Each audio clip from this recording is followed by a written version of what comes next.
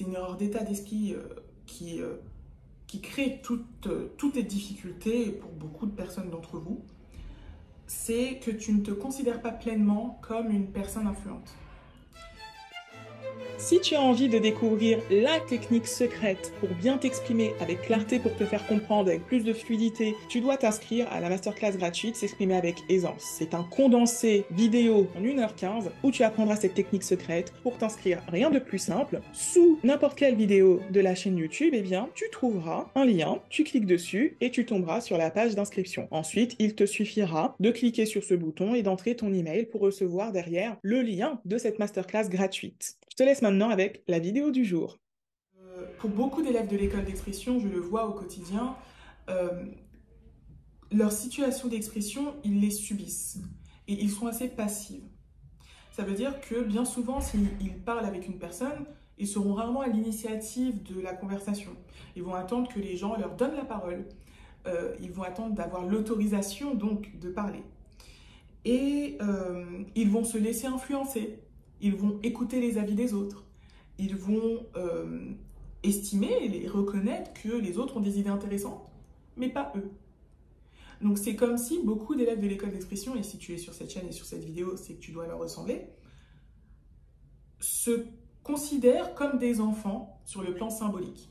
Un enfant sur le plan symbolique, c'est quoi? C'est une personne qui est influencée, qui est influençable, une personne qui doit être éduquée par d'autres qui sont plus compétentes, plus responsables, alors que, moi je m'adresse aux adultes à l'école d'expression, mais si tu es un enfant, il n'y a pas de souci, mais la pédagogie de l'école d'expression, elle est faite pour des adultes qui sont responsables de leurs décisions, qui sont responsables de leur vie. Donc, c'est là où il y a un changement d'état d'esprit à avoir, et il faut que tu commences à te considérer comme une personne, oui, qui mérite d'être écoutée, parce que ce que tu peux dire peut être intéressant, et donc derrière, tu peux influencer. Influencer, ça peut être influencé positivement, ça peut être concrètement redonner le sourire à une personne qui semble triste. Ça peut être ça, influencer. Influencer, c'est pas forcément entrer dans des manipulations perverses. Ça peut être tout simplement de transmettre tes valeurs et ce qui est important pour toi aux autres. Et pour le transmettre, il va falloir t'exprimer. Il va falloir sortir ce que tu veux verbaliser ou l'écrire, sortir et le proposer au monde, sortir de toi. Exprimer, c'est il y a une idée d'extériorisation. Et le problème de beaucoup de personnes, et c'est probablement ton cas si tu manques d'aisance, c'est que tu n'es pas à l'aise à prendre cette place de personne influente. Tu es gêné que les gens te suivent, tu es gêné que... En fait, il y a une dichotomie en toi, souvent. C'est que tu as envie et tu désires finalement mieux t'exprimer et pouvoir prendre ta place, mais il y a une part qui a peur et qui n'ose pas la prendre parce que tu as peur des représailles. Et oui, influencer et s'exposer, effectivement, c'est s'ouvrir peut-être aux critiques parce que les gens vont plus te voir, donc il y a plus de chances qu'ils émettent des jugements sur toi, c'est vrai.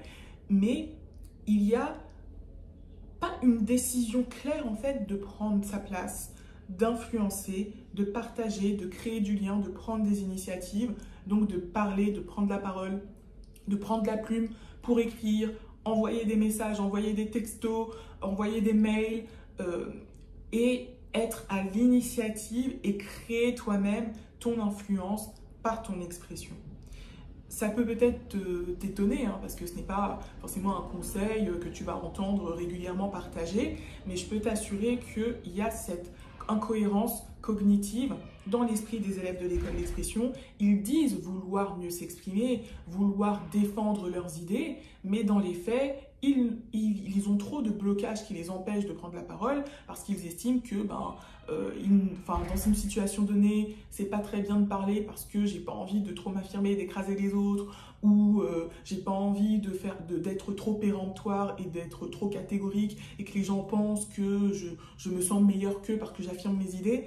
Et en fait, tu automutiles ton pouvoir en réalité en faisant ça. L'expression, c'est un pouvoir social, c'est une capacité à influencer les autres.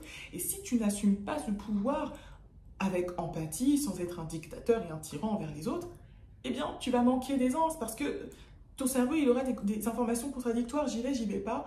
Quand il y a un doute, il n'y va pas. Et je peux t'assurer que c'est quelque chose de quasi systématique chez énormément d'élèves de l'école d'expression et que si tu as cliqué sur cette vidéo, tu es concerné. Donc j'espère que cette première partie te permet d'avoir un déclic.